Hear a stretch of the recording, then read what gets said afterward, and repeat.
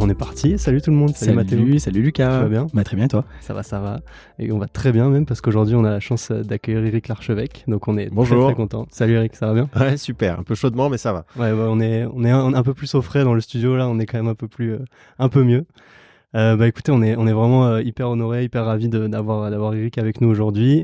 Eric, c'était le parrain de notre promo, de notre master Innover Entreprendre cette année pendant le prix Innover Entreprendre. Et il décernait le prix du pitch. Voilà, le prix du pitch, malheureusement on n'a pas gagné, donc il va falloir t'expliquer à ce niveau-là. Ouais, c'était une catastrophe, les gars. Et voilà, donc du coup, il est là aujourd'hui pour nous parler un petit peu de son parcours. Déjà, est-ce que tu peux peut-être commencer par te présenter, tout simplement? Bien sûr, donc Eric Larchevêque, je suis entrepreneur depuis longtemps, donc je suis un des dinosaures du web. J'ai fait ma première entreprise en 96, mais aujourd'hui, je suis principalement connu pour être le cofondateur de Ledger, qui est le leader mondial des solutions de sécurité pour crypto-actifs. Et on me voit aussi comme investisseur sur M6 dans l'émission Qui veut être mon associé. C'est ça, ouais. C'est comme ça que la plupart des gens te connaissent. Voilà, j'imagine que plus par la télé que par. Là, je disais à Jordan, qui va être notre invité élève aujourd'hui, que tu étais à Vivatech ce matin. Dans ce genre d'endroit, tu dois te faire un petit peu reconnaître, j'imagine. Oui, j'ai un peu de mal à faire 100 mètres parce que il y a pas mal de monde qui veut me parler de leur projet ou prendre une photo. Enfin, c'est toujours très sympa, mais c'est vrai que je dois calculer mes déplacements en fonction. Oui. Tu regardes combien de pitch par jour? Aïe. Je regarde pas tous les jours, mais en tout cas, je pense que je dois en voir. Alors, pas complètement, mais en tout cas, je reçois une centaine de dossiers par mois. Mais ça veut pas dire que je regarde 100 pitch complètement. Je fais quand même un tri assez rapidement pour voir en quelques secondes. Il y a des red flags. Je vois si je vais plus loin ou pas. D'accord. Donc en réalité, j'en instruis beaucoup moins. Sinon, de toute façon, ce serait instable et impossible. Et c'est pas mon métier. Enfin, je suis pas un fonds d'investissement. Je suis pas investisseur. Je fais pas que ça et je ne veux pas faire que ça. Donc, Eric, toi, on va parler un peu plus de tes débuts. C'est quoi ta première boîte que tu as lancée? Alors, c'était en 1996. Ça s'appelait France Cybermédia, un nom bien pourri. Et je l'ai fondé pendant que j'étais encore étudiant dans mon école d'ingénieur Lessier. Aujourd'hui, je suis ingénieur microélectronique, mais en tout cas, c'est les études que j'ai faites. Mais alors que j'étais en stage de fin d'année, j'ai eu l'opportunité je voulais créer mon entreprise avec un pote, Laurent, qui était aussi étudiant avec moi. On avait vu l'énorme potentiel que pourrait avoir le Internet. Donc le web, la création de sites, l'hébergement. Et parce qu'à l'époque, c'était vraiment tout nouveau. Et on a donc décidé de se lancer à notre compte pendant qu'on terminait nos études. Ok. Quels sont là, parce qu'en fait, c'est un peu le sujet du podcast, et c'est d'essayer de comprendre un peu qu'est-ce qui t'a poussé à entreprendre et quel était un peu ton cadre dans lequel tu as évolué quand tu étais jeune. Est-ce que tu avais des parents qui étaient là pour t'aider, qui te supportaient, qui te soutenaient? Est-ce que tu avais besoin d'argent, tout ça? Donc déjà, quelle est ta motivation, ton why? Mon why, c'était la liberté, vouloir faire ce que je veux et pas avoir à répondre à quelqu'un. Enfin, on doit toujours plus ou moins répondre à quelqu'un, mais j'ai toujours beaucoup apprécié la liberté. Je suis fils unique, donc j'ai toujours eu énormément de latitude, puisque n'ayant ni frère ni sœur, j'étais un peu le seul à pouvoir bénéficier de toute l'attention de mes parents, si je puis dire. Et j'ai toujours été assez créatif à faire des choses, à m'occuper. Et donc, je n'avais pas forcément pensé à l'entrepreneuriat, parce que créer une entreprise, être entrepreneur, à mon époque, c'était être entrepreneur en bâtiment. Donc, c'était pas du tout démocratisé comme aujourd'hui. Non, ça n'existait pas. Il y avait bien entendu des gens qui créaient des entreprises, mais c'était pas du tout quelque chose dont on parlait à l'école. C'était absolument pas un sujet. Par contre, pendant que j'étais étudiant, j'ai commencé à travailler. J'étais pigiste dans un magazine d'électronique où j'écrivais des articles. Bon, c'était assez technique, mais ça me permettait de gagner un petit peu d'argent. Donc, côté de ma famille, on était une famille normale. On n'avait pas de problème d'argent sans pour autant en avoir à revendre. Mais donc, ma motivation n'a jamais été l'argent. Mais assez tôt, j'ai toujours eu le sentiment que l'argent serait jamais un problème. C'est-à-dire que je me suis dit, de toute façon, j'en gagnerais, non pas parce que je voulais gagner de l'argent, mais parce que je voulais avoir cette liberté. Et c'était un peu vraiment cette motivation de la liberté et de la confiance absolue que j'avais en moi. Et je me dis, de toute façon, tu savais que tu avais la force de te débrouiller. Je sais pas, je le visualisais pas forcément d'une manière ou d'une autre, mais quand j'étais étudiant, j'ai commencé à bosser, à gagner de l'argent, à faire des trucs. Je me suis toujours débrouillé, et puis quand on s'est dit, tiens, là, il y a une opportunité de créer une entreprise qui va faire des sites web, on dirait une agence interne, fait une agence web aujourd'hui. Bon, voilà, on y allait sans trop se poser de questions en réalité. C'était vraiment plus le début d'Internet. Ah, c'était complètement le début. Oui, Ouais. oui. Donc, quand on allait voir des entreprises pour leur parler du web, ils savaient pas ce que c'était. Ils disaient, nous, on a un serveur Minitel, c'est très bien. Donc, il y avait vraiment un besoin de faire de l'évangélisation d'Internet. Et parce que c'était pas du tout quelque chose de connu. Je pense à tous les jeunes qui nous écoutent et qui entendent le mot Minitel. Je sais pas si ça fait écho, mais... Non, oui, sûrement plus personne sait ce que c'est, mais en tout cas, on avait un réseau, le réseau Minitel, on avait des ordinateurs qui étaient tous interconnectés avec c'était noir et blanc, et il y avait un énorme écosystème qui était là-dessus, puisque le business model était incroyable, c'était surtaxé. Donc, quand on se connectait, on payait à la minute, et donc, c'était très difficile de faire évoluer les entreprises d'un modèle où ils gagnaient de l'argent, de manière assez claire, à un modèle où ils devaient investir et où les retours étaient un peu aléatoires parce que la publicité, les machins, c'était pas encore structuré à l'époque et donc personne savait trop comment faire. Ok. Est-ce que de nature, t'es plutôt un gros bosseur ? Tu bosses beaucoup de nature ou tu fais tout? S'il faut bosser, je bosse. En fait, quand je sais pourquoi je bosse et quand j'ai un objectif, je travaille. J'ai jamais été un très bon étudiant ou à l'école. J'ai dois faire ses preuves au bac. C'est la question qu'on a bien posée, c'est quel genre d'élève t'étais à l'école? J'étais un élève, on va dire, sérieux dans le sens où je faisais ce qu'il fallait pour arriver à passer à l'année suivante. Donc, et j'étais pas dissipé, je faisais pas n'importe quoi, donc j'étais plutôt calme dans mon coin. Mais par contre, les seuls moments où j'ai travaillé, c'est quand j'ai voulu passer mon bac, quand j'ai préparé mes concours d'entrée dans l'école d'ingénieur que je voulais faire. Et puis ensuite, quand j'étais dans l'école d'ingénieur et que je savais que passer de la première année à la deuxième année, il y avait pas mal de tri et que je pouvais pas rater. Donc là, je sais que ma première année d'ingénieur, j'ai vraiment beaucoup travaillé. Je me couchais tôt, je me levais tôt, je faisais que bosser. Et une fois que je suis arrivé, on va dire en troisième année, parce que c'est en 5 ans, c'était un cycle de prépa intégré, là, j'ai tout lâché et j'ai fait le strict minimum. Et mais par contre, en réalité, je faisais que travailler, mais je travaillais pas pour mes études, je travaillais pour moi. Quand j'ai lancé l'entreprise, avant même quand je faisais mes articles d'électronique, j'ai écrit un bouquin d'électronique, donc il fallait que je fasse les expériences, les montages. Je travaillais tout le temps, je faisais que ça, mais parce que c'était mon objectif. Donc, j'ai aucun problème pour travailler. Et du reste, pendant que j'étais entrepreneur, j'ai travaillé H24 tout le temps, mais parce que je le voulais bien. Donc, à partir du moment où je veux quelque chose, oui. Mais si ça me paraît inutile, je suis le plus paresseux du monde. C'est pas quelque chose que tes parents t'ont inculqué? Non, le fait non, je pense que pas plus ni moins. C'est-à-dire qu'ils me disaient pas, vas-y mon fils, tu va glander. 18, ça va aller au Non, et donc c'était ni l'un ni l'autre quoi. Je pense qu'ils m'encourageaient évidemment à bien travailler, à avoir des bonnes notes. Et si j'avais des notes vraiment catastrophiques, ça se passait mal à la maison. J'ai toujours été moyen quoi. J'étais pas nul. Ouais, je faisais ce qu'il faut pour flotter et passer, mais j'ai jamais été un élève remarquable. Et pendant ton cursus d'ingénieur, est-ce que tu as rencontré des personnes qui aujourd'hui t'ont servi dans le business? Alors oui, mon associé. Ton associé. Voilà. Ouais. Parle-nous un Laurent, peu de ton association. En fait, c'est avec Laurent que j'ai commencé à... C'est lui qui a eu l'idée d'écrire des articles, de les vendre pour Électronique Pratique, un journal. Et donc c'est lui qui a commencé un petit peu et on a commencé à bosser ensemble. Ensuite, on a écrit le bouquin et comme on avait les mêmes, ça nous a fait des premiers contacts avec des entreprises, des éditeurs, des éditions. Et quand on a voulu arriver à leur proposer un site internet, on allait les voir. Et évidemment, je me suis associé avec Laurent. Et c'était la première rencontre qui était importante. Parce que c'est ça qui a permis de mettre le pied à l'étrier, d'avoir trouvé quelqu'un avec qui partager cette aventure. Tu l'as su directement que ça allait bien se passer, l'association, ou ça? Ouais, déjà, ça s'est fait naturellement. On était binômes, c'est-à-dire qu'on bossait ensemble déjà à l'école sur les TP, les machins. Donc, on s'entendait bien. Et puis on a appris à se connaître en travaillant ensemble et c'était tout naturel, oui. Donc on ne s'est pas trop posé de questions. L'association, oui, c'est un vrai sujet, bien sûr. Toi, tu as toujours été associé sur tous tes projets? Toujours. Et non, clairement, j'irai jamais seul. Team player, quoi. Oui, parce qu'il y a les seuls. Alors après, chacun est fait de bois différents. Bien sûr. Mais pour moi, il est évident qu'il faut s'associer dans l'entrepreneuriat. Ok, parce que là, dans le dernier épisode, l'élève entrepreneur qu'on avait accueilli, c'était Samuel, et il nous expliquait que son problème, c'était qu'il avait des qualités, il avait des envies et beaucoup de motivation, mais qu'il avait certaines lacunes et que dans sa mentalité, il n'était pas un entrepreneur. Et donc, on lui a conseillé de s'associer du coup pour trouver quelqu'un qui avait des compétences un peu complémentaires. Et c'est vrai qu'on nous dit souvent que l'association, c'est un mariage.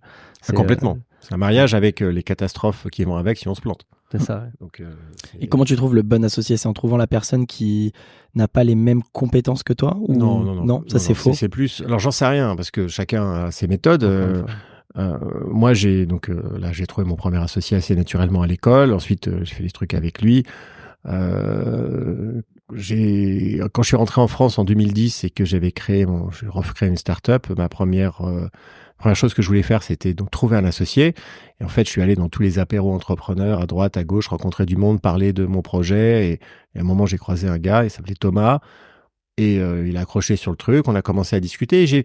Et en fait, j'ai vu que ça allait. C'est quelqu'un qui est pro, qui comprend vite et avec qui on se sent à l'aise. Et moi, le test que je fais, c'est pour trouver un associé et voir si ça va bien marcher. C'est pas tellement de faire une étude en disant alors toi t'es bon en ça, moi je suis bon en ça, parce que bon, évidemment, ça doit être, on doit se rendre compte quand même qu'il y a une complémentarité et que ça peut fonctionner. Mais sinon, moi ce que je dis toujours, c'est t'achètes un train pour aller à Limoges. Enfin, t'achètes un billet de train plutôt pour aller à Limoges et tu pars avec lui, tu t'assois, tu tapes 4 heures de train et tu vois si tu arrives à passer le voyage sans avoir assis à côté, sans être obligé de combler les vides ou de sentir mal à l'aise. C'est une bonne technique, le test. Et si tu peux faire cet aller-retour et que ça se passe bien, tu vois, que tu te sens pas mal à l'aise, bah c'est bon, ça pourra marcher. Enfin, combien de temps que ça, mais je sais pas, voilà, plusieurs heures, tu vois. Ouais. Faut que tu arrives à un point où tu n'as plus rien à te dire et que c'est pas grave. Ok. Tu conseilles ça aussi pour trouver ta femme? Ouais, alors c'est plus difficile d'arriver à un moment où il y a du silence, mais c'est peut-être, ça peut marcher aussi, je sais pas. C'était quand on aime bien aussi cette question-là. On dit ça ton premier chèque, mais moi je considère plus la première fois que tu as considéré que tu avais gagné de l'argent et tu t'es dit ça y est, comme tu disais tout à l'heure, je vais pouvoir en fait faire un peu ce que je veux, être libre. Alors, en tout cas, j'en ai eu plusieurs. Hein.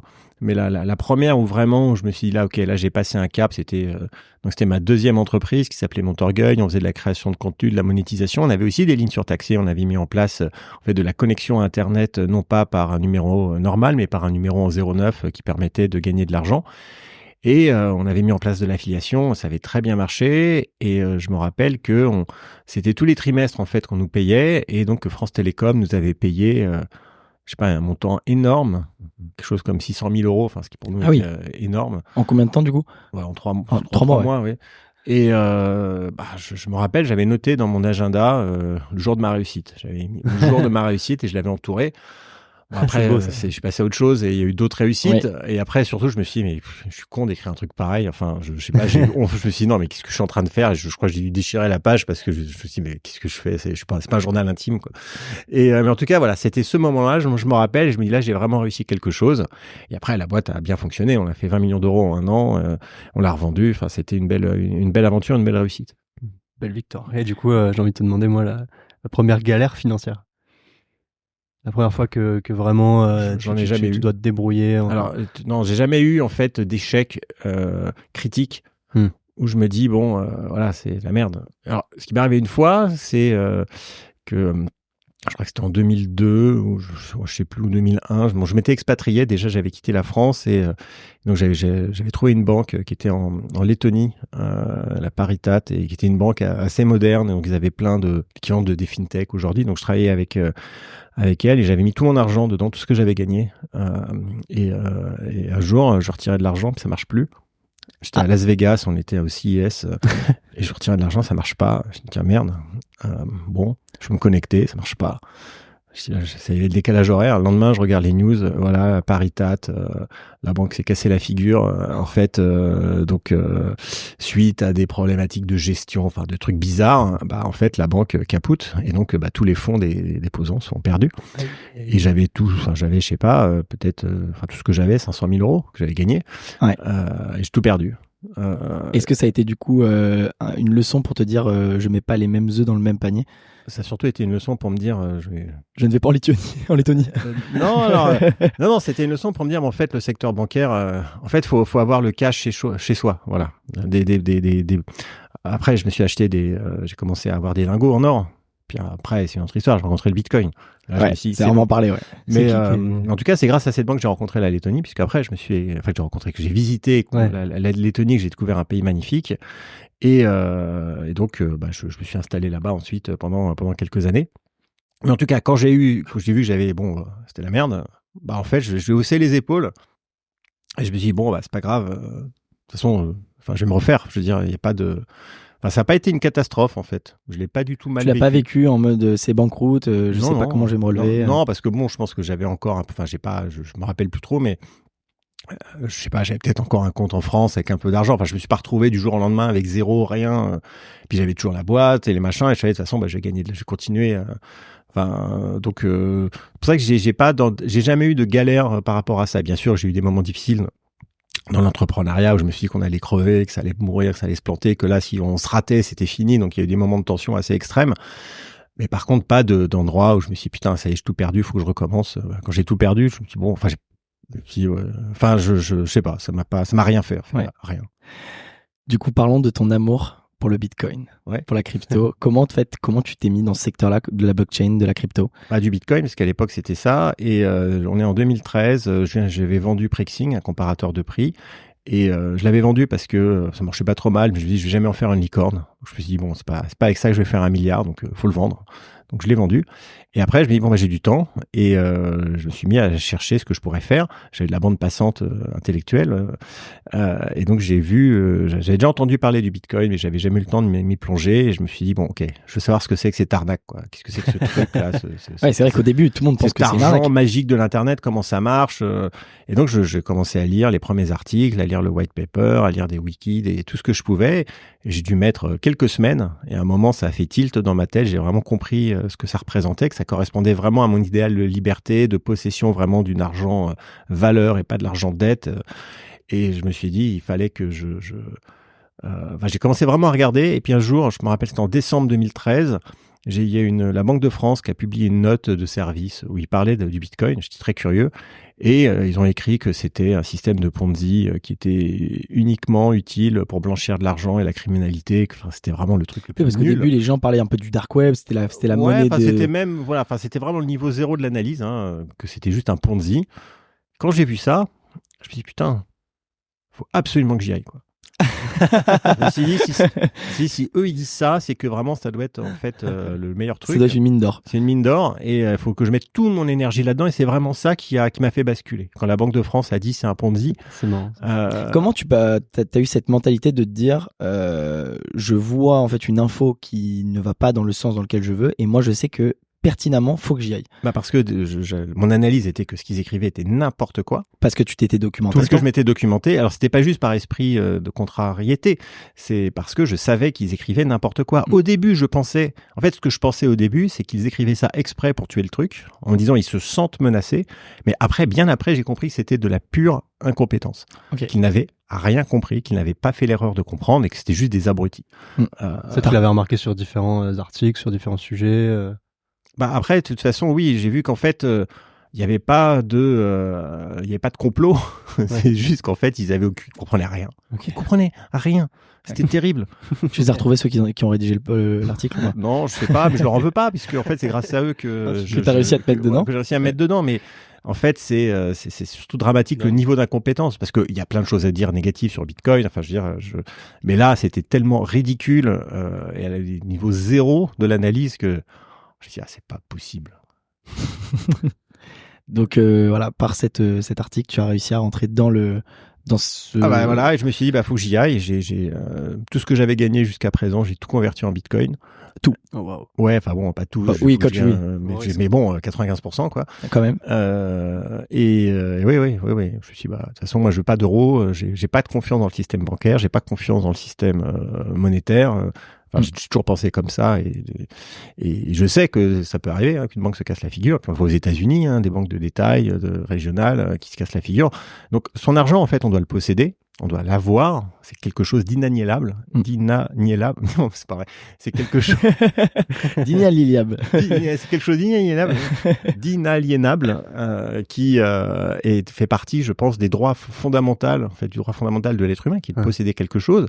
Donc non seulement on peut le posséder avec le Bitcoin, on le possède vraiment, mais après l'argent qui est représenté par Bitcoin et la manière dont ça fonctionne, c'est un argent valeur. Et c'est pas un argent dette, parce que l'autre manière de spolier ce que tu as, c'est d'imprimer des billets, l'inflation, et de faire en sorte qu'avant tu pensais avoir l'équivalent de 10 000 euros, t'as plus que 5 000. Et en fait, on te vole. Et pour moi, le Bitcoin est une réponse à ça. Et moi, je suis très heureux de tout avoir en Bitcoin. Je supporte pas d'avoir en euros, ça me stresse. Aujourd'hui, tu arrives à payer pratiquement tout ce que tu veux en Bitcoin? Non, mais en fait, pour payer des choses, je me débarrasse de mes euros, parce que je suis obligé d'avoir des euros, évidemment, mais tout mon patrimoine, à part Ledger, les actions et les entreprises que j'ai, il est en Bitcoin. Il est en Bitcoin. Oui. Alors après, je suis obligé d'avoir des euros pour tout un tas de raisons pratiques. Tu conseillerais du coup à tous les jeunes Français qui nous écoutent, pour eux, leur plan un peu entre guillemets safe, tu leur conseillerais rien du tout. C'est pas mon rôle en fait de conseiller. La seule chose que je peux dire, c'est intéressez-vous à Bitcoin, parce que rien qu'en essayant de comprendre Bitcoin, vous allez comprendre ce que c'est que la monnaie. Et rien que de comprendre la monnaie, vous n'aurez pas perdu votre temps. Et après, oui, posséder un peu de Bitcoin, je pense que c'est plutôt aller dans le sens du futur. Par contre, ne mettez pas tout ce que vous avez en Bitcoin, n'y mettez que ce que vous êtes prêt à perdre. C'est un actif qui est volatile. Voilà, il n'y a aucune garantie de rien. Voilà, moi, je suis pas là pour dire aux gens qui vont devenir riches. C'est pas du tout ça mon message. Moi, je fais mes trucs parce que moi, c'est moi. Mais mon conseil, c'est vraiment de s'y intéresser, de comprendre. Ça pour le coup, oui, vous allez pas perdre votre temps. Ouais. Je pense qu'on y reviendra un petit peu plus tard sur ce sujet du Web3, parce que Jordan qui est avec nous, il est expert du sujet, donc il va avoir pas mal de questions, je pense. Et moi, j'ai envie de me mettre un peu à la place des auditeurs qui, comme nous, sont des fans de Qui veut être mon associé. On a envie, forcément, on a envie de savoir un peu comment ça se passe en backstage. C'est quoi un peu, est-ce que tu as des choses à nous dire sur l'émission que tu as envie de partager? Et sinon, moi j'ai envie de demander, c'était qui ton petit chouchou cette année? Attention, parce qu'on a reçu Rémi Groussard dans un épisode précédent de Tonton Pierrot, les bonbons, la confiserie. Donc attention à ce que tu dis quand même. Je sais pas, déjà ce que je peux dire, c'est que on voit et on découvre vraiment les entreprises, les startups quand on s'assoit, c'est-à-dire qu'on n'a pas les dossiers avant. C'est souvent une question qu'on nous pose. Non, on découvre vraiment en même temps que le téléspectateur, si je puis dire. Et l'enregistrement va durer entre 40 minutes et 120 minutes. Après, c'est monté, ça va durer 15 minutes. Mais on fait vraiment toute la découverte et notre prise de décision en temps réel. On n'a rien à l'avance. Et parfois, il y a effectivement, c'est pour ça qu'il y a des fois de la tension, de l'émotion, parce que ça se joue. Hein, c'est un jeu. C'est un jeu, mais c'est la vie. Ouais. C'est-à-dire que c'est pas de la réalité scriptée. Les gens sont tout est réel. Et ensuite, quand on dit qu'on va faire l'investissement, alors on le fait avec un objectif de le réaliser. Mais ensuite, il y a bien évidemment les due diligence. On va vérifier ce qu'ils nous racontent. C'est-à-dire qu'on va pas faire le chèque de manière aveugle. C'est pas parce que vous l'avez dit que... Voilà, alors, le but c'est de le faire, donc en bonne foi, mais après si on voit des choses qui sont pas tout à fait en phase avec ce qui a été dit, évidemment on n'a aucune obligation de le faire. Et parfois ça arrive aussi que la start-up elle-même refuse. Ils disent voilà, en fait j'ai plus besoin de vous, j'ai eu mon exposition médiatique.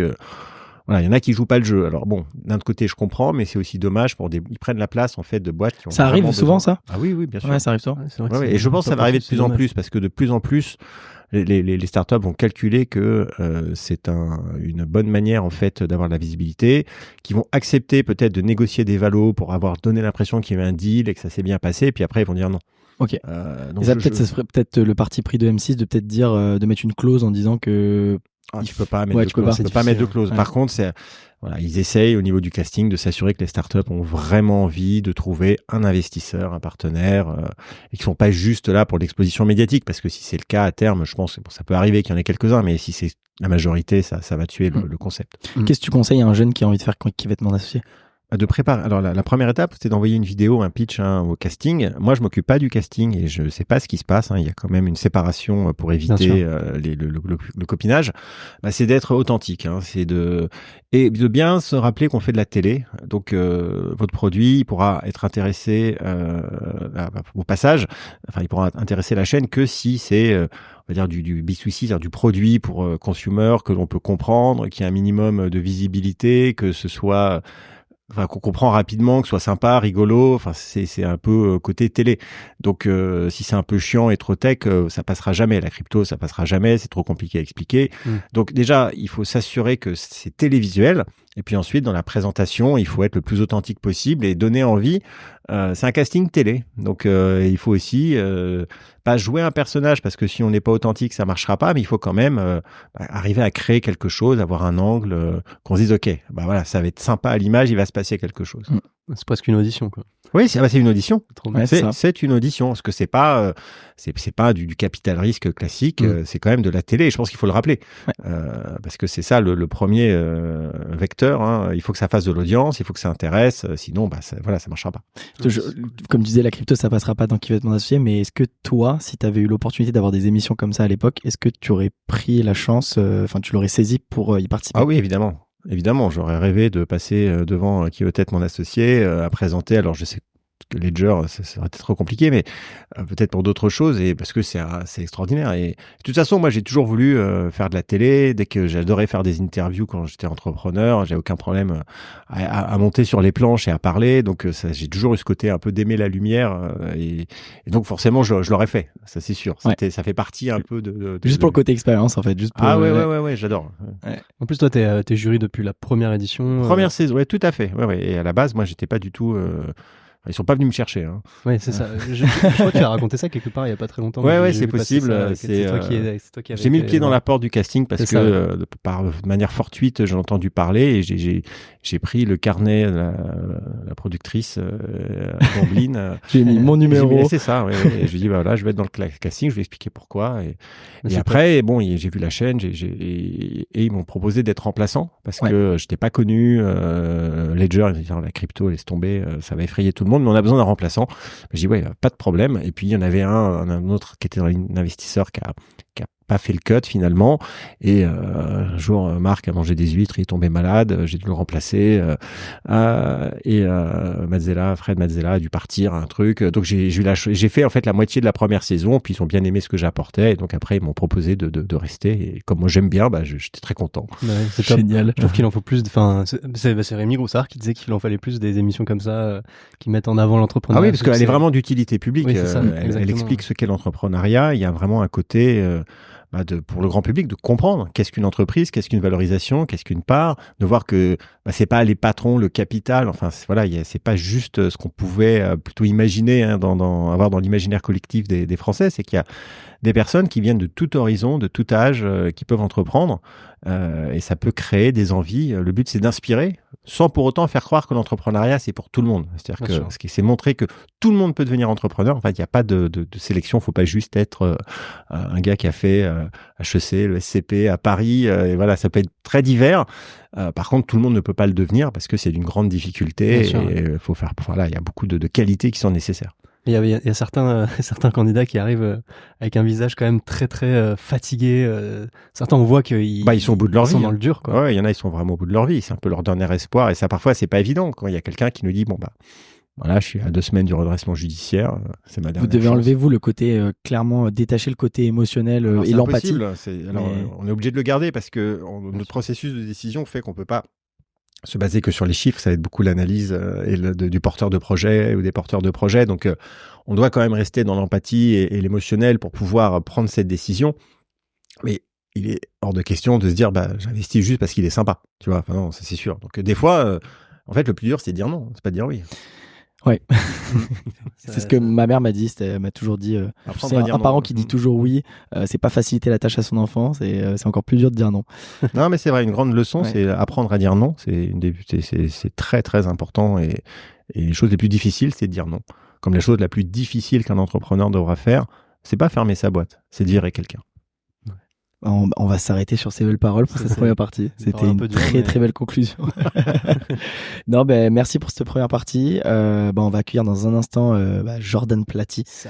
Sergent, on l'appelle dans le domaine. Vous le verrez à la caméra. Il aime bien aller à la salle. Ça, c'est de la présentation. Allez, à tout de suite. À tout de suite.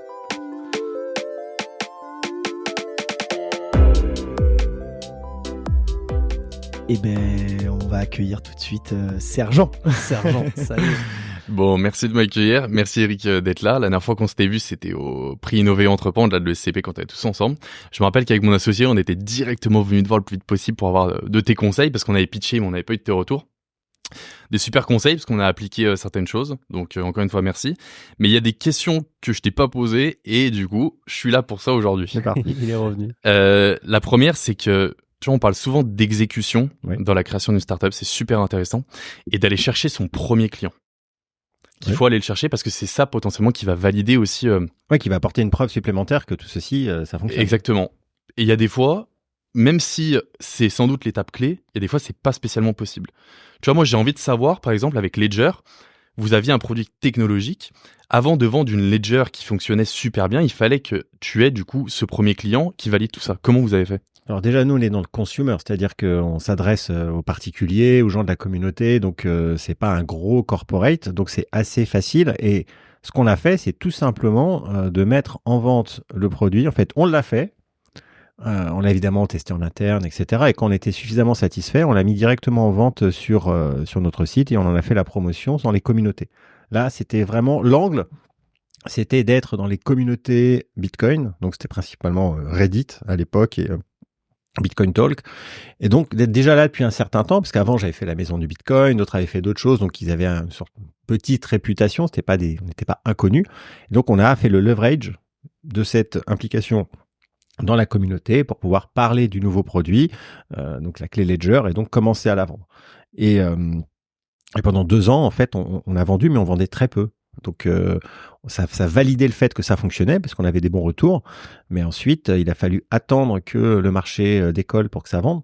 Mais ces 2 ans, on a passé à être partout dans la communauté, à construire notre légitimité, a été extrêmement important puisque le jour où le marché a explosé, les gens me disaient, attendez, Ledger, c'est pas des opportunistes. Ils sont là depuis 2 ans, on les voit dans les salons tout le temps, etc. Et donc, ce qu'on avait construit a fini par payer.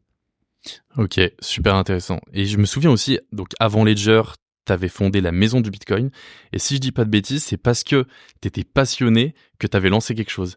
Et tu disais, je crois, dans une interview ou dans un podcast que tu étais allé comme ça, que tu n'avais pas de business model. Aucun business model, oui. Donc déjà, je trouve ça totalement incroyable. Est-ce que tu conseillerais encore aujourd'hui à des jeunes entrepreneurs de se lancer par passion sans penser au business model ? Alors, je me suis pas lancé par passion, c'est-à-dire que j'étais pas aveuglé par une passion. Je savais, enfin, j'étais aveuglé par quelque chose probablement, mais en tout cas, pour moi, il était évident que le Bitcoin allait changer la manière. Enfin, c'est une révolution industrielle et que ça allait avoir un impact énorme sur la société. Donc, il fallait être là-dedans. Et comme je savais pas quoi faire, je me suis dit, bon, on va ouvrir un lieu physique, on va créer des opportunités. En fait, le business model, c'était de créer des opportunités, donc que les gens viennent, qu'il y ait des échanges, qu'il y ait des étincelles qui se fassent. Et par contre, oui, il n'y avait pas de... Jamais j'aurais pu pitcher ça. C'était impitchable. Jamais quelqu'un n'aurait investi le moindre centime. Et je n'ai pu le faire que parce que j'avais les moyens d'investir. J'avais vendu ma startup avant et j'ai tout remis dans la maison du Bitcoin, faire les travaux. Enfin, ça coûtait très cher. Et ensuite, on avait 1 an avant qu'on ait plus de cash. Et le business model, c'est on va espérer qu'il se passe quelque chose. Je pense pas que je puisse conseiller à quelqu'un de faire comme ça parce que ça n'a ni queue ni tête, mais ça illustre le fait que parfois il faut pas prêter trop d'attention au business plan.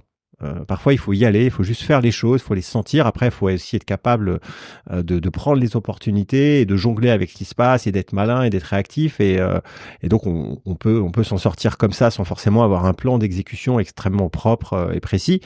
Mais à la base, c'était pas une passion, c'était je sais pas, une sorte de croyance. Je faisais pas par passion. C'est bon, je sais pas, je suis passionné de Lego, je me suis pas dit à faire du Lego, ça, je suis pas sûr que ce soit la bonne approche.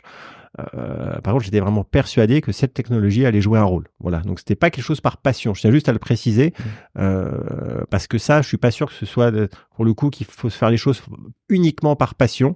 Ça suffit pas et ça peut parfois créer en fait des difficultés. Ok, non mais très clair. Donc t'as dit, t'avais commencé en 1996 la première boîte, je crois. Donc oui, ça devait être le Web 1. Ah bah oui, c'était le Web tout court. Ouais, voilà. Il y a eu le Web 2, donc t'en as été dedans aussi, je suppose. Avec Prixing. C'était une app qui permettait aux gens de scanner des codes barres de produits de grande consommation, d'ajouter en fait des produits, d'ajouter des prix. Et donc il y avait vraiment cette notion Web 2 en fait d'échange de données, de création, d'interaction, ouais, complètement. Après, Ledger, c'est donc détenir des actifs du Web 3. Oui. Est-ce qu'il y a une tech maintenant que tu penses qui va émerger, qui sera peut-être le Web 4, ou est-ce qu'il y a quelque chose que tu regardes où tu sens que c'est la technologie d'avenir ? C'est le Web 3 parce qu'on n'y est pas. Donc le Web 3, c'est quoi ? C'est l'idée de décentraliser, de reconstruire des business models classiques, mais en remettant l'utilisateur au cœur des préoccupations, que ce soit en lui donnant accès à la valeur, en lui donnant accès à la gouvernance, en lui permettant vraiment de de créer de la valeur et de posséder cette valeur. C'est-à-dire que aujourd'hui, dans le Web 2, si j'achète un film sur YouTube, en fait, pour y accéder, il faut que je passe par le serveur de Google, et si Google ferme mon compte, j'ai tout perdu et je peux pas le redonner à quelqu'un. Alors que dans le Web 3, la théorie, c'est j'ai mon film, je peux le revendre à quelqu'un, je peux l'utiliser ailleurs, je possède vraiment. C'est ça qui est l'important, c'est la souveraineté. Voilà, ouais. C'est ça, être la propriété, la souveraineté personnelle. Et donc là, on n'en est que dans les prémices, puisqu'il n'y a encore rien vraiment qui existe en Web 3 de façon très utilisée. C'est surtout des jeux comme Sorare ou d'autres, et qui encore, la partie Web 3, elle est un petit peu masquée, mais elle est quand même présente. Et donc, non, pour moi, le Web 3 reste une forme d'avenir, parce que ça n'a pas encore été exploité. Et pour le coup, je pense que c'est quelque chose qui va continuer de se développer. C'était pas juste une mode qui a juste disparu et on va passer à autre chose. Mais tu as raison d'appuyer sur ce point-là, que le Web 3, il vient vraiment de commencer, parce qu'on rentre dans une ère où les gens veulent être de plus en plus propriétaires d'eux-mêmes, de ce qu'ils ont, de ce qu'ils détiennent. On le voit en fait, et même cette soif de liberté, il y a de plus en plus de monde qui n'ont pas envie d'être même salariés, etc. Et c'est des formes qui amènent en fait à cette... Donc c'est super intéressant. De toute façon, vous parlez à un convaincu, ça c'est sûr. Prêcher un converti.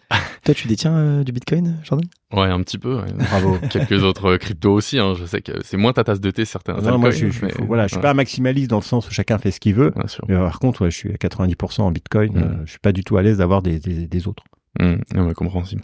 Par rapport à Ledger, il y a un truc dans la communauté, en tout cas Web3, qu'on ressent. C'est que Ledger, on trouve que le nom il est ultra stylé et il est ultra reconnaissable. Un peu à la Apple, quelque chose de simple, de technologique. Comment vous avez trouvé le nom? Et est-ce que tu as des conseils à donner justement sur trouver un nom d'une boîte? Comment t'en arrives là? Alors effectivement, le choix du nom a été fait pour les raisons que tu viens de citer. C'est-à-dire qu'on voulait avoir une marque qui soit un peu féminine, quelque part, qui ne fasse pas peur, qui soit pas rappeuse dans le sens technologique. On voulait pas avoir le mot bloc, machin, coin, parce que notre vision, on avait compris que ce serait une marque consommateur, un peu comme Apple, effectivement, de consumer electronics, et qu'il fallait qu'on parle au plus grand nombre, et que dans les années qui allaient venir, on allait être face à cet objectif de pouvoir onboarder des millions et des millions d'utilisateurs, et donc il fallait qu'on ait une vraie marque de lifestyle quelque part. Et donc on avait en fait c'était un de nos cofondateurs, Joël Pobeda, qui avait tout simplement déposé ledger.fr et en fait on l'a regardé parce qu'on savait pas trop comment s'appeler, et en fait on l'a vu et on s'est dit oui tiens, c'est super parce que ça a quelque chose en termes de signification qui était pas technologique. Et au même titre, la maison du Bitcoin, alors bon, aujourd'hui, cette marque n'existe plus, elle a fait son temps, mais j'avais fait exprès de l'appeler la maison du Bitcoin parce que je voulais un nom désuet. Je voulais pas appeler ça, je sais pas, un truc tech, machin, center, parce que le Bitcoin faisait peur, tout le monde avait flippé. Si on va faire un nom bien français, bien désuet. Et c'est ça, en fait, qui m'avait donné l'idée de choisir un nom aussi bête. J'ai un hôtel en Lettonie, je l'ai appelé Dodo Hotel parce que il y avait une nécessité que ça marche dans plusieurs langues et que ce soit rigolo, un petit peu sympa. Quand j'avais fait mon app de scan de prix qui s'appelle Prixing, en fait avant ça avait un autre nom un peu pourri, et un jour je vois quelqu'un qui fait un peu la même chose, qui s'appelle Prixing, et je dis putain, c'est ce nom, et donc je l'ai appelé et je dis je te rachète ton nom, donc je vais racheter en fait la marque. Ouais. Donc des fois un nom c'est une évidence et c'est pas facile de le trouver. Moi, j'ai souvent besoin d'avoir le nom avant de pouvoir faire et d'avancer dans le projet. C'est la première chose que je vais faire. Et c'est difficile. Il n'y a pas vraiment de conseil absolu. C'est de se laisser aller et surtout de pas, je pense, s'enfermer dans quelque chose de trop descriptif pour le coup, parce que parfois ça peut jouer des tours d'avoir des noms. Alors Ledger, c'est pas le bon exemple parce qu'on a eu beaucoup de mal pour protéger le nom Ledger, parce que c'est descriptif, ouais. C'est un mot du dictionnaire et on peut pas protéger la marque, donc ça crée beaucoup de problèmes. Donc bon, on a eu la chance que c'est devenu tellement gros que c'est passé un peu dans le langage commun, on dit un Ledger, un machin, etc. Donc mais voilà, mais c'est pas donné à tout le monde. Mais en tout cas, oui, c'est le nom, c'est important.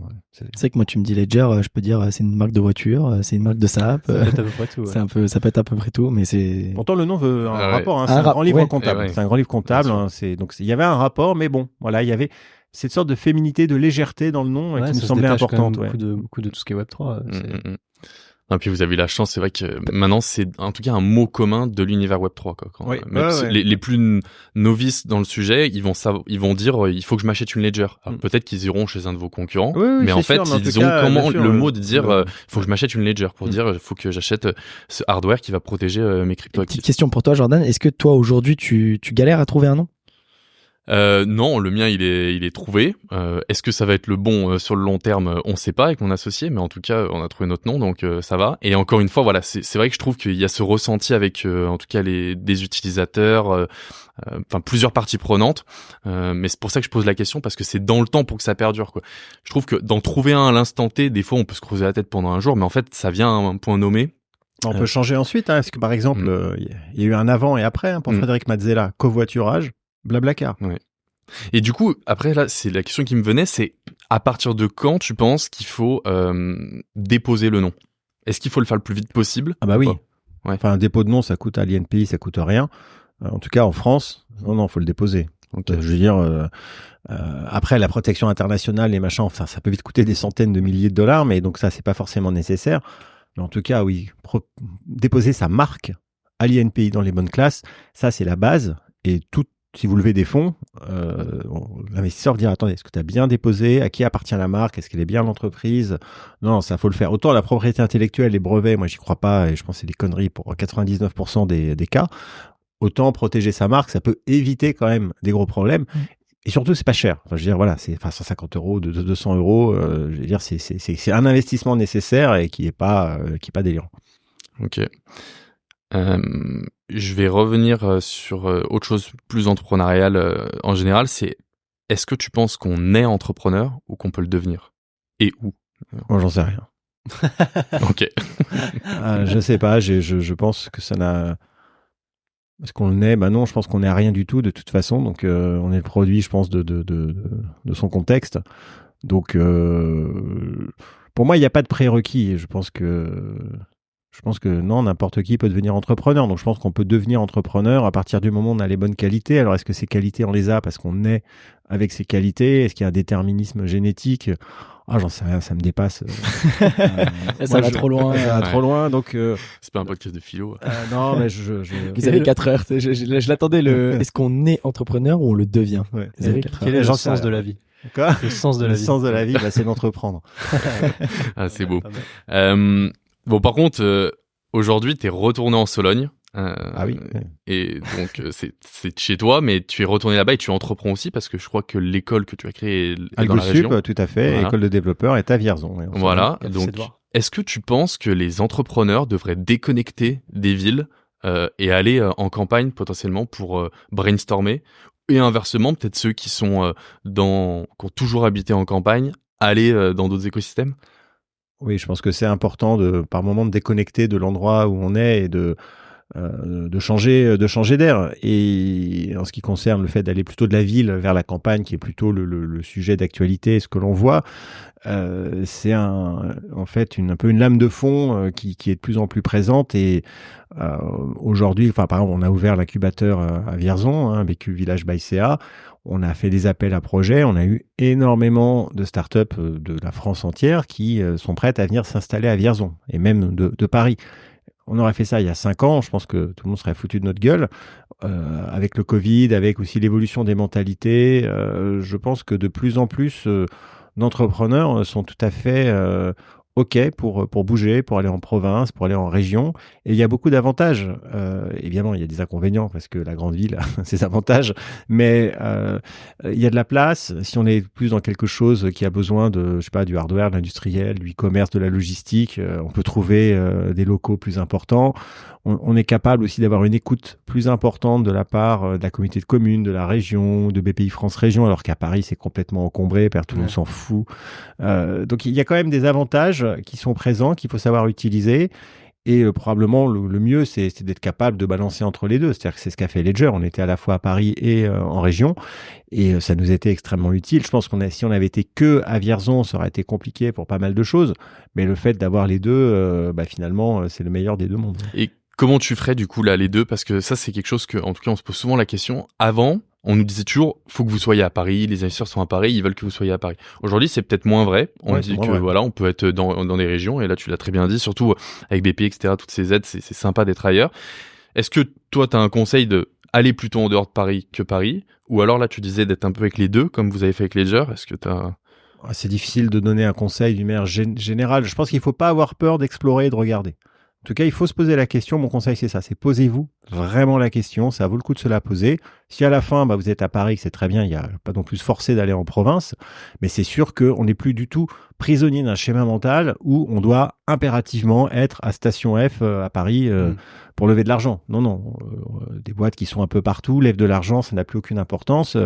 Avant, c'était même pas ça. C'était si vous n'êtes pas à San Francisco, vous levez pas de l'argent. Et si vous êtes une boîte française, vous faites du SaaS et vous voulez grandir, il faut flipper la boîte à San Francisco.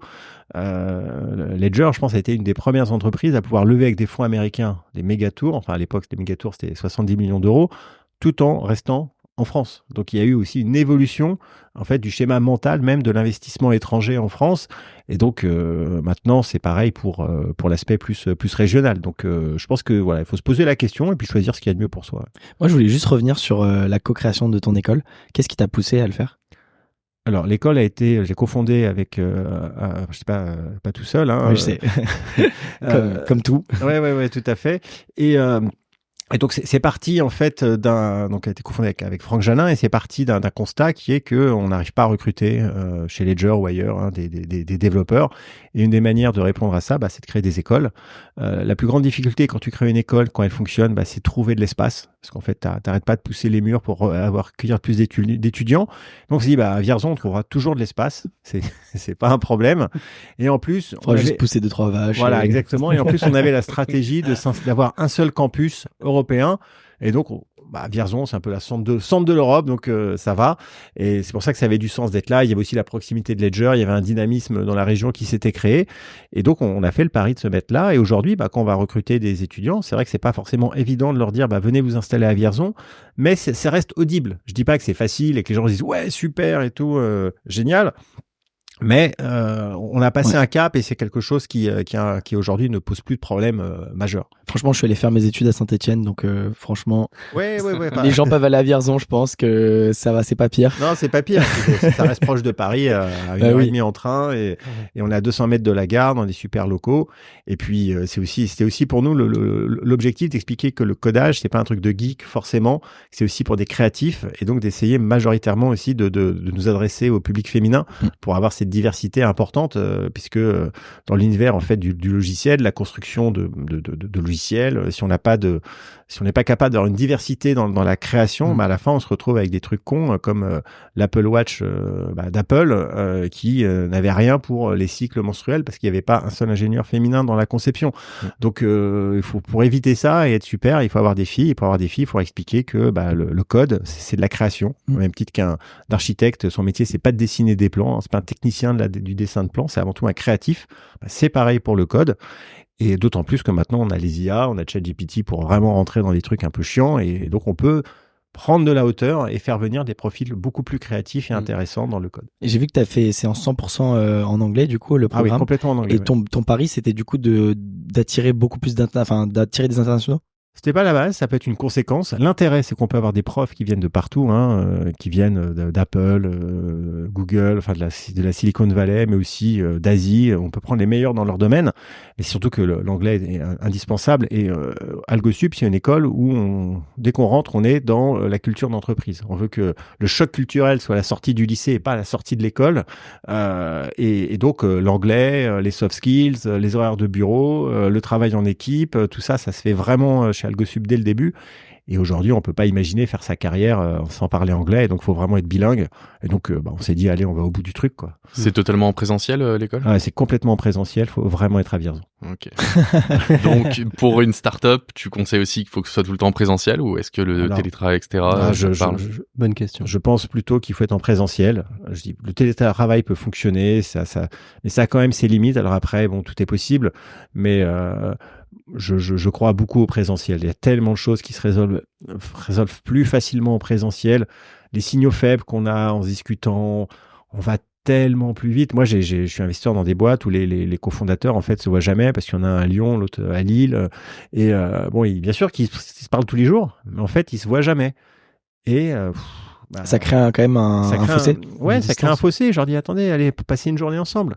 Alors évidemment, ils veulent bien le faire, c'est pas qu'ils sont opposés, mais ça rajoute quand même des difficultés. Il y a des avantages, certes, d'être le télétravail à distance, mettre en full remote, c'est quand même compliqué. Et puis le travail, quoi qu'on en dise, c'est une partie intégrante de sa vie. Et si on peut le faire dans un environnement sympa, où on est ensemble, où on partage une aventure, le fait d'être proche et d'être vraiment dans la même pièce, ça aide beaucoup. Ça fait écho au précédent podcast qu'on a fait, parce qu'on a reçu Clément Alteresco, le fondateur de Morning, qui nous expliquait du coup pourquoi en fait lui sa vision de pourquoi il a créé des bureaux partagés et des espaces de coworking, c'était vraiment pour cet esprit de rassembler les gens qui travaillent ensemble et surtout plein de personnes qui entreprennent et qui montent des boîtes pour qu'ils puissent aussi échanger sur des sujets, et ça rejoint exactement ton point de vue. Créer des synergies. Ouais. Autre question, Jordan? Ouais, j'en ai. Je sais que t'en as 36 000. On parle beaucoup de réussite. C'est ce que tout le monde veut toujours afficher parce que ça plaît. Mais les dramas, quelquefois, on se rend compte que c'est bien aussi d'en parler. Ouais. Mais comment, tu vois, parce qu'il y a en parler et il y a le vivre. Comment toi tu vis les échecs, des grosses problématiques de boîte? Est-ce que, en tout cas, quand il se passe quelque chose, comment tu réagis? Est-ce que tu es tout de suite stressé? Est-ce que tu arrives à poser les choses? Est-ce que tu as une routine pour faire en sorte de temporiser tout ça? Alors déjà, je me lève tous les jours à 5 heures du matin, je fais 1 heure de méditation, 2 heures de sport. Non, je déconne complètement. Ouais, là j'étais surpris.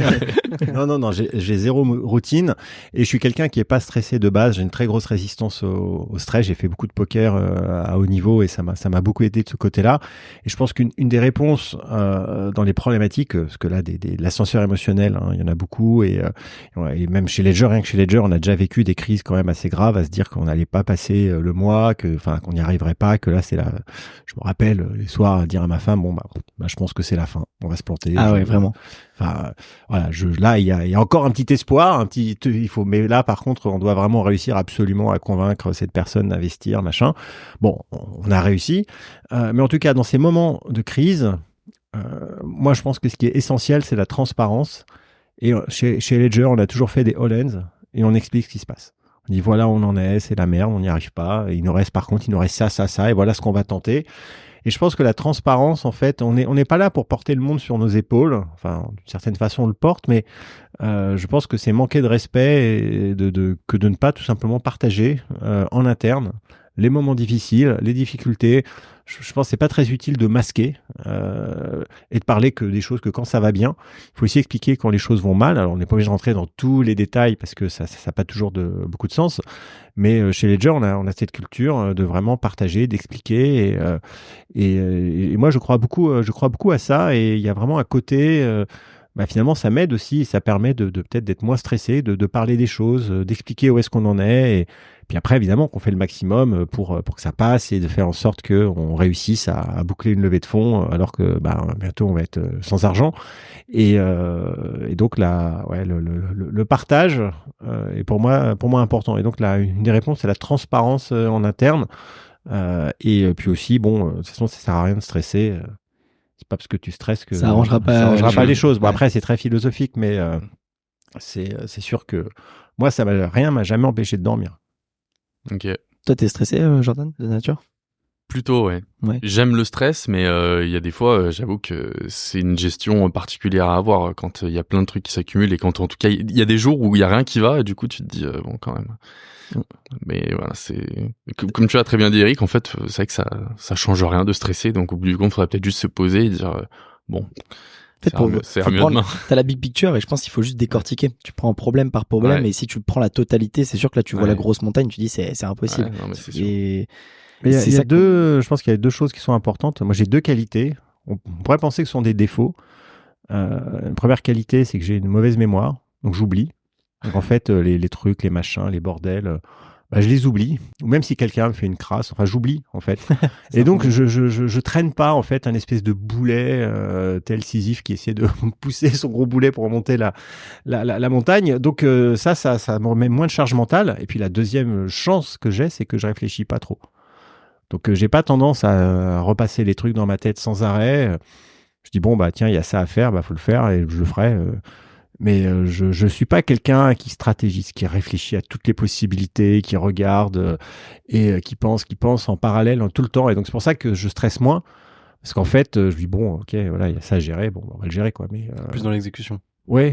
Et donc c'est ça, pas réfléchir et pas trop réfléchir, pas trop penser, c'est utile quoi. Je pense que ça sert à rien d'être trop intellectuel. Je pense que c'est un gros boulet que d'être trop intellectuel dans l'entrepreneuriat. C'est ça, justement, je reparle de Samuel du dernier épisode qui nous disait que son gros défaut, c'est qu'il réfléchissait trop. Il réfléchissait trop. Je pense que c'est un défaut dans l'entrepreneuriat parce qu'en fait, c'est la réflexion nuit à l'action. Donc, on doit être dans l'action dans l'entrepreneuriat et par moment, il faut y aller, suivre son instinct, pas trop réfléchir. Et moi, j'ai cette chance de pas trop me poser de questions. Bon, on arrive un peu à la fin du podcast et du coup on arrive à notre question. Allez, je te laisse je l'introduis. La fameuse question. Du coup, pour toi, Eric, quelle serait la clé supplémentaire que tu pourrais apporter à tous nos auditeurs pour pouvoir s'épanouir, réussir dans son projet? On en a un petit peu parlé, mais elle est essentielle, donc je peux pas ne pas la mettre en avant. Surtout, tu parles de clé essentielle, c'est de pas y aller seul. Moi, je fais partie de ceux qui pensent qu'on peut pas entreprendre seul. Ledger a réussi parce qu'on était 8 cofondateurs. J'ai toujours été associé avec avec quelqu'un. Pour moi, c'est indispensable.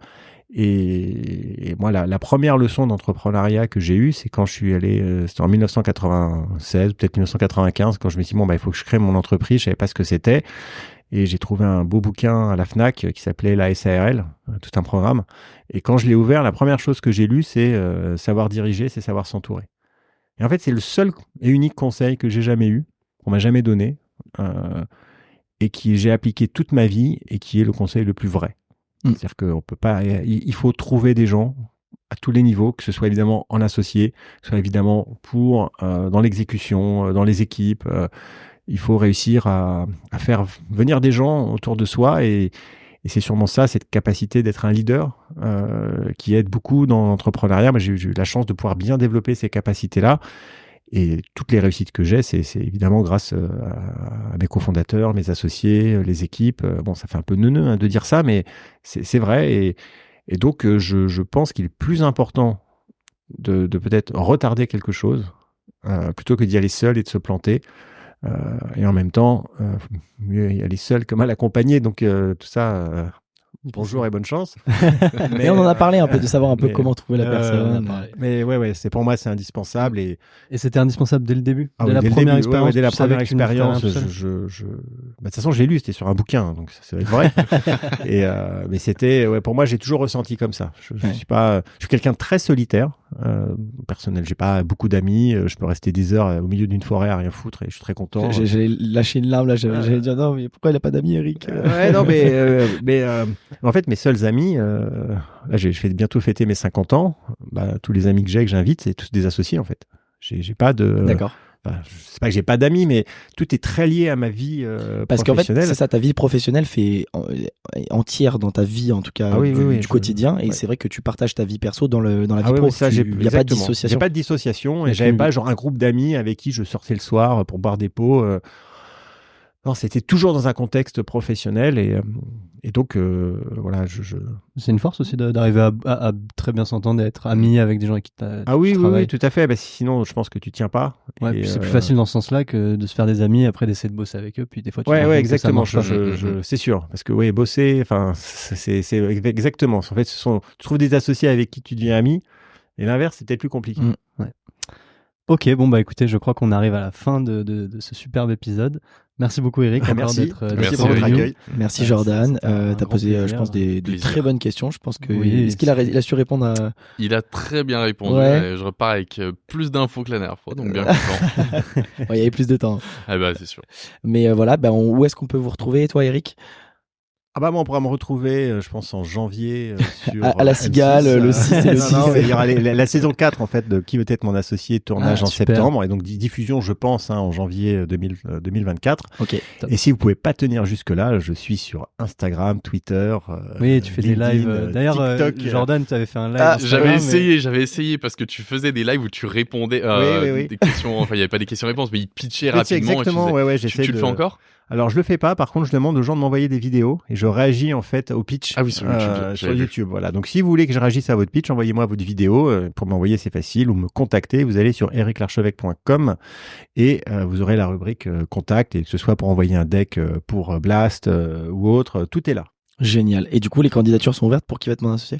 Ouais, mais il faut se dépêcher, parce qu'elles sont ouvertes depuis longtemps. Bon. Tournage en septembre. Mais je pense qu'il faut pas hésiter à y aller, parce que jusqu'au bout, on sait pas. Ok. Super. Génial. Merci. Et toi, Jordan, comment tu? Moi, c'est LinkedIn, Jordan Platy, et puis le projet arrive. On fait ça pour l'instant discrètement. Allez follow c'est du off-market, mais ça arrivera. Donc venez me suivre déjà en perso sur LinkedIn, et c'est déjà très bien. Super, bon bah écoutez, et vous chers auditeurs, il n'y a plus qu'à partager cet épisode et on aura fait le tour de la checklist avant de conclure. Merci beaucoup de nous avoir écoutés, encore une fois merci les gars, et puis je vous dis bonne fin de journée à tous. Et on se dit à dans 2 semaines. À dans 2 semaines, salut.